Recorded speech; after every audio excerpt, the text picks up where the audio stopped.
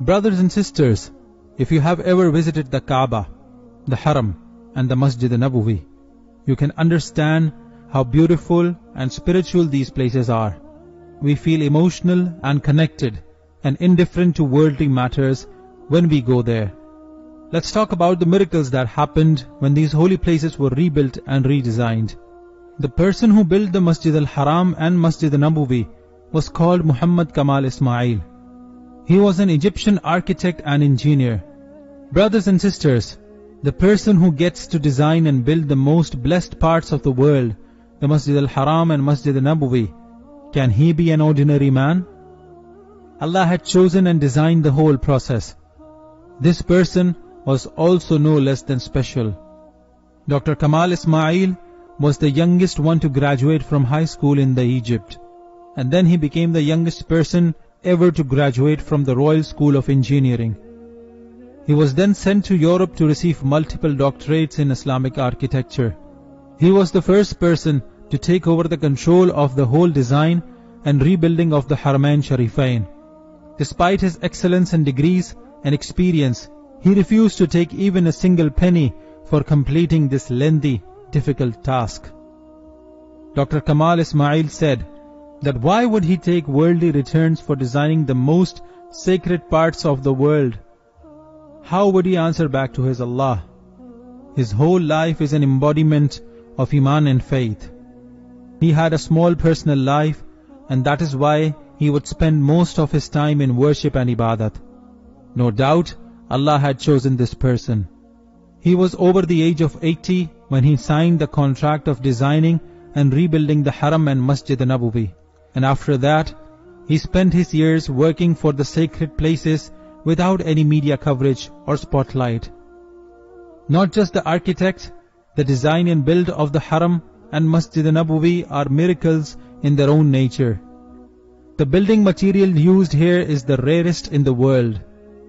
If you have been lucky enough to visit these blessed holy places, you will know that despite the scorching heat of Saudi Arabia, the floor of the Haramain Sharifain is cool to touch. This is because the white marble used there is a rare kind of snow-white marble found in Lebanon. Dr. Kamal went to Greece and bought that rare mountain where this marble was found. It is known for its extraordinary shine and white color and thermal properties. It gets rid of the heat in the air and feels cool to touch on the surface. When the construction of the Masjid-al-Nabawi began, the King of Saudi Arabia asked Dr. Muhammad Kamal Ismail to use the same snow-white marble. The marble he had bought for the Haram was 15 years ago. He wasn't sure if that company still had it. Anyways, he went to meet the executive and told him the story. As expected, the marble had been sold out completely. Dr. Kamal left the room, but just as a ray of hope, he asked the secretary to please find the person who bought that marble. She said, "It is difficult, but you can drop your number and I will let you know if I receive any information." The next day he received a call from the secretary. She had found the company who bought the rest of the marble 15 years ago. When he looked at the details she sent, Dr. Kamal was astonished. The company was based in Saudi. He immediately took his flight, landed in Saudi Arabia, and went to meet the owner of the company. He told the whole story. The owner of the company asked his staff to check where they used that marble. Surprisingly enough, the marble was still there in their storage. For 15 years, that marble was waiting for Dr. Kamal to come and use it for the building of Masjid-al-Nabawi. He broke into tears, gave the owner of the company a blank check and asked him to charge whatever he wants to. The executive of the company refused to take a penny.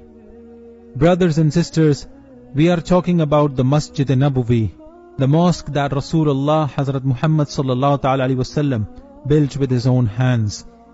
This was the place which his she-camel chose, and this is the masjid in which the Khalifa Rashideen Hazrat Abu Bakr and Hazrat Umar radiyallahu ta'ala anhuma put the bricks side by side, equal to the Prophet's brick.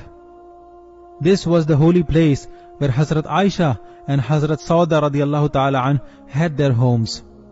How lucky some chosen people have been to contribute to the reconstruction of this holy place, where the hearts of the Muslims from all over the world come together, where thousands of Muslims come every year to rejuvenate their iman and faith, and get rid of their sins and connect with Allah and His Prophet ﷺ. This makes us extremely nostalgic and emotional, knowing that this man has spent his precious experience, time and years in building the masjid-al-nabawi with full heart and passion. He could have taken other projects and made billions and left a lot of money for his coming generations. But Allah had chosen a man of faith and iman for the construction of this holy place. May we all get to witness the glory and holiness of Masjid al-Haram and Masjid-al-Nabawi one day.